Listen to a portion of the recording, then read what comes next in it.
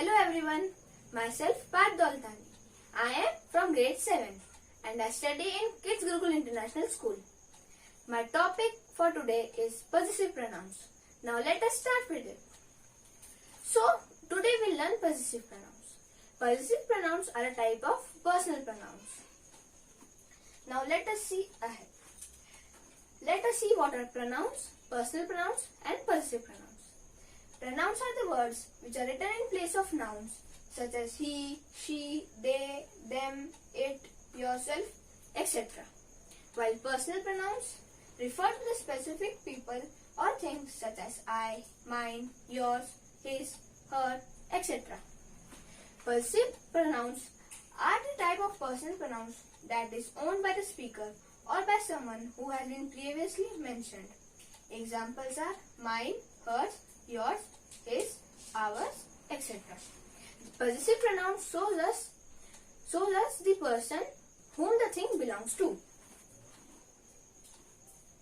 Now we can change pronouns to possessive pronouns such as I is the pronoun which can be changed to possessive pronoun mine, you to yours, he to his, she to hers, it to its, we to ours and they to theirs.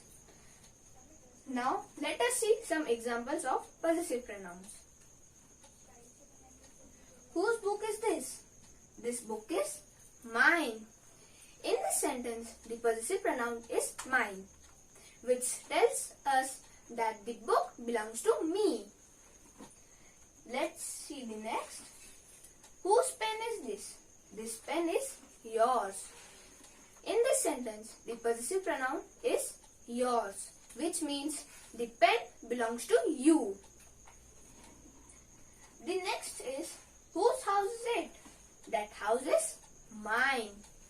In this sentence, the possessive pronoun is mine, which tells us that the house belongs to me. Whose car is that? That car is ours. In this sentence, the possessive pronoun is ours, which tells us that the car belongs to us. Whose mask is that? That mask is hers. In this sentence, the possessive pronoun is hers, which tells us that the mask belongs to her. From this, we can conclude that possessive pronouns always answer the questions, starting with whose. Hope you all understood the topic. Thank you. Hello everyone, I am Ronak Chanda in grade 7 from Kids Gurukul International School. I am in ILGA 16 and today I am going to tell you some interesting and important parts in grammar. So let us start. First we are going to learn similes. Similes are direct comparison between two things. While we make a simile, we should remember that the two ideas or things should have a common thing between them.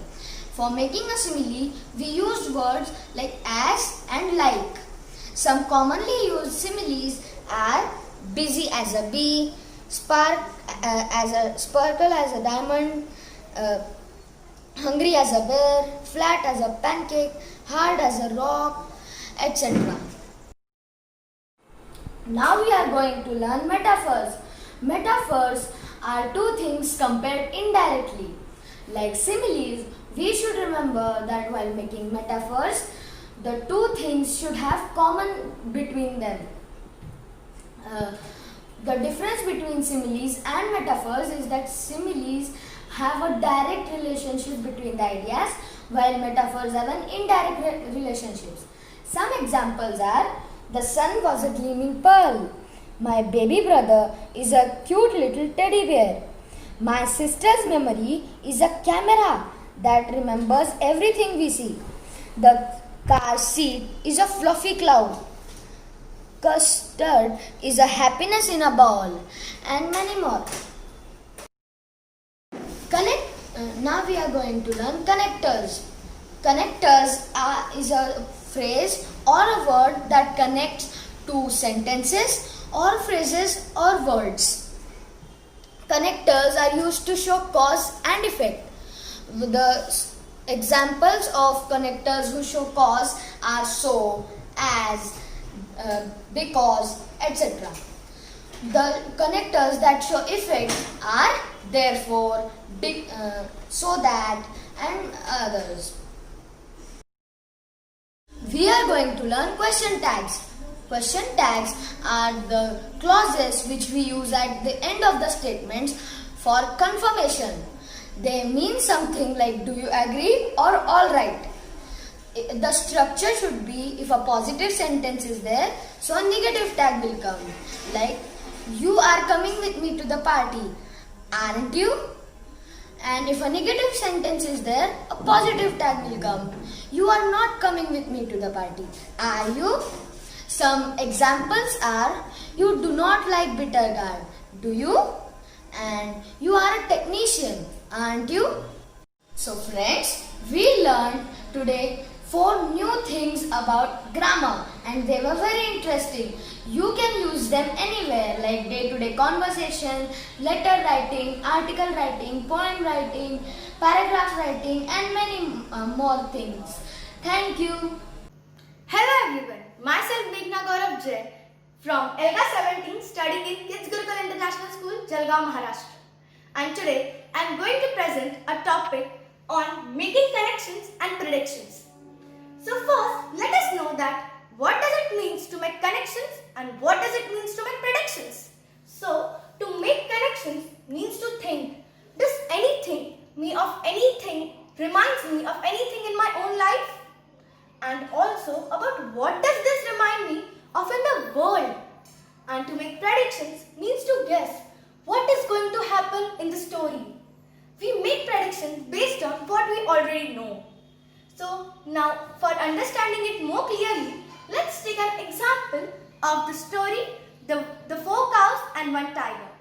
So let's read the first paragraph, then make connections and predictions table and then check whether our predictions correct or not. Okay. Once upon a time, 4 cows lived in jungle. They were fast friends. They were best friends. They were always together. If any wild animal ever attacked them, they fought all enemies unitedly and drove them away. A tiger had an eye and wanted to eat flesh of all cows. So he bullied each cow against their friends. So now it's time to make a graphic organizer of making connection and prediction table. So first we need to write what happened in the story. Okay, so I have written, as tiger wanted to eat the flesh of cows, he bullied against each cow to another best friend. Now making connections with self. Does this remind me of anything in my own life? Oh yes! One of my friends came to me and my friend and bullied in one another's ears against us as she wanted me to support her in school election rather than my friends. Now I need to think, making connections with the world. What does this remind me in the world? Oh, I have read that in history that kings used to bully about their enemies to other kings for supporting them in war. Okay. Now let us make predictions. What will happen the next? I think that these bullies won't affect the cows as they would be good friends as they were the first. Now clues. Why do I think so that these bullies won't affect? I need some clues. Why do I think so? I think this so because it's written that no wild animals would ever attack them. Okay, so we need to check. For checking, what we need to do? We need to do is that we need to read the next paragraph and identify and recognize that was my prediction correct? Okay, so let's read. The cows fell out one day, each one separately on the different tracks, as they were impacted by the tiger's talk and bullies. Now the tiger got opportunity that he was looking for. He killed the cows one by one and ate them. He enjoyed his meal of flesh of all cows. Okay, so my prediction was not correct. My prediction was wrong. They got on different tracks and Tiger just enjoyed his meals. Okay, so thank you for listening and I hope that it would be understandable to you all. Thank you.